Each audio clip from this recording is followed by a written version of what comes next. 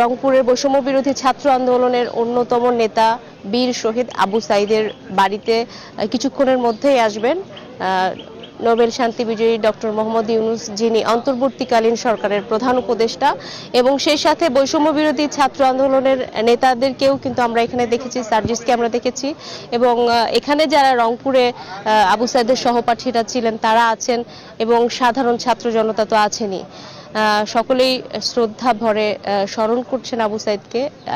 বীর আবু সাঈদ হচ্ছে সেই জন 16 জুলাই যার সাহসী ভূমিকার জন্য, যার হাসি মুখে জীবন দেবার জন্য, বন্দুকের সামনে দাঁড়িয়ে যাবার জন্য বাকি সব ছাত্র জনতা সাহস পায় এবং আর পিছু হটে যায় না, যার ফলে স্বৈরাচারের পতন হয়।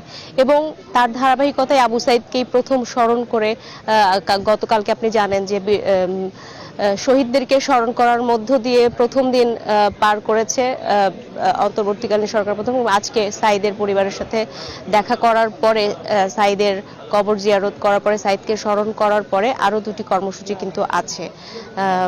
তারা আজকে রোকেয়া বিশ্ববিদ্যালয়ে যাওয়ার কথা, ডক্টর মোহাম্মদ ইউনূস সহ যেই প্রতিনিধি দলটি এখানে আসবে, এবং এছাড়াও সেনা দপ্তরেও কিন্তু এখানে যাওয়ার কথা রয়েছে। আমি যদি একটু আপনাকে আশপাশের চিত্রটি দেখাই, এখানে রাজধানী সহ সারা দেশের বিভিন্ন পর্যায়ের মানুষরা আসলে আজকে এসেছেন, এবং আবু সাঈদের পরিবারও তারাও বেশ আবেগাপ্লুত।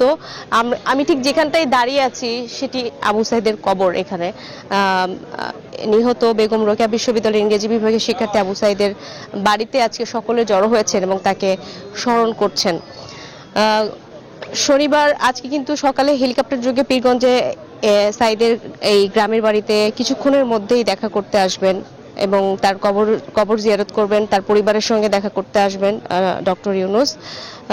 এবং সেই সাথে বিমানবন্দরে আবু সাঈদের কথা স্মরণ করে আবেগাপ্লুত যেই কথা বলেছিলেন ডক্টর ইউনূস, সেটি আমরা জানি যে বাংলাদেশের প্রতিটি মানুষের মনে গেঁথে আছে বীর শহীদ আবু সাঈদ। এটা আসলে কেউ ভুলতে পারবে না।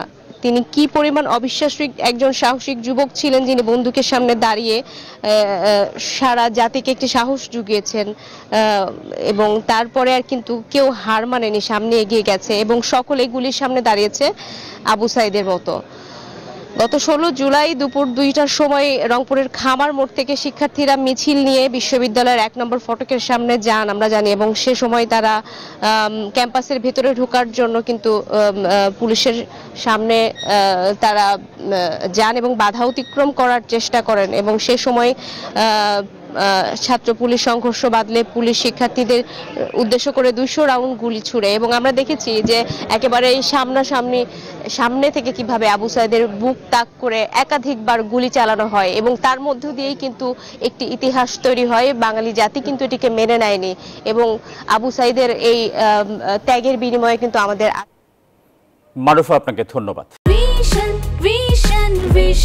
100% কপার কন্ডেন্সারে তৈরি ভিশন ফ্রিজ, তাই গুণে মানে অটুট থাকে বছরের পর বছর।